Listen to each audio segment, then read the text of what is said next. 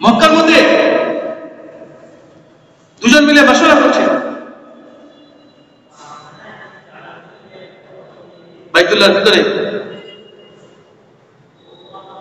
মশওয়ারা করছে কি আমার যদি না ঋণ থাকতো কে বদরে যে আমাদের 70 জনকে মেরে একটা কুয়ার মধ্যে ফেলে দেওয়া হয়েছিল, সেই কথা নিজেদের মধ্যে আলোচনা করছেন আর বলছেন যদি আমার ঋণ না থাকতো আর আমার বাচ্চাদের পরবরিশের ব্যাপারে চিন্তা না থাকতো তো আমি সোজা মদিনায় গিয়ে নাউজুবিল্লাহ মুহাম্মদুর রাসূলুল্লাহ সাল্লাল্লাহু আলাইহি সাল্লামকে কতল করতাম।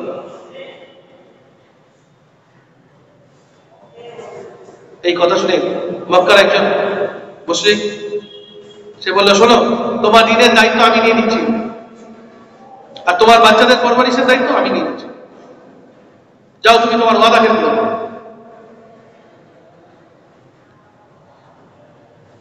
কে তলোয়ারকে কি করেছে, বিষে ডুবিয়ে রেখেছে নাউজুবিল্লাহ রাসূলুল্লাহ সাল্লাল্লাহু আলাইহি সাল্লামকে কতল করার জন্য।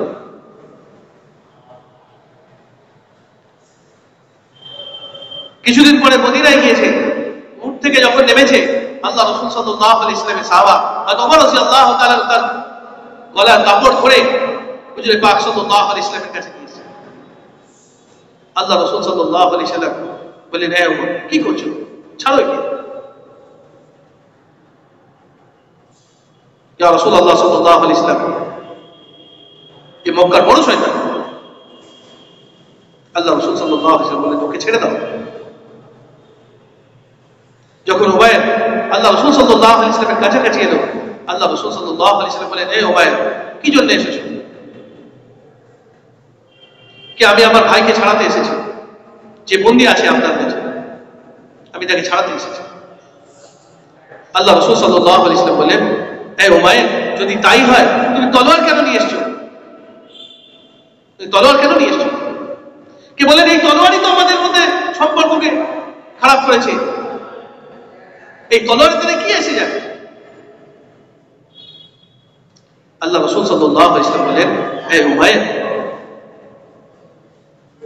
তুমি মক্কার ভিতরে কি প্ল্যান, কি প্রোগ্রাম করে এসেছো, কি পরিকল্পনা করে এসেছো? কি পরিকল্পনা করেছো? তুমি কি এই পরিকল্পনা করোনি? তুমি কি এই কথা বলোনি যে আমার ঋণের বোঝা কেউ যদি নিয়ে নেয়, আমার বাচ্চাদের লালন পালনের দায়িত্ব কেউ যদি নিয়ে নেয়,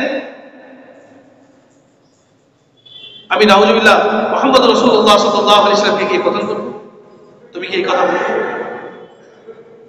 আল্লাহ রাসূল সাল্লাল্লাহু আলাইহি সাল্লামের কাছে আল্লাহ তাআলা এই কথাকে পৌঁছে দিয়েছেন।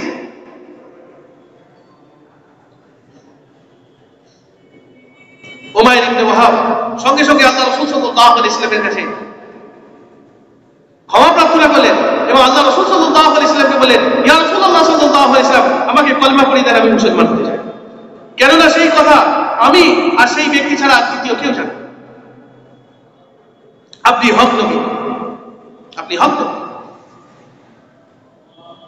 কে ভাই মেরে মহতরম দোস্ত বুজুর্গ, কে গায়েবী দুশমন হলো এরকম, কে গায়েবী দুশমন কে হক বাতিল কি করবে, তা হক স্বীকার করতে মজবুর হয়ে যাবে, হক স্বীকার করতে মজবুর হয়ে যাবে।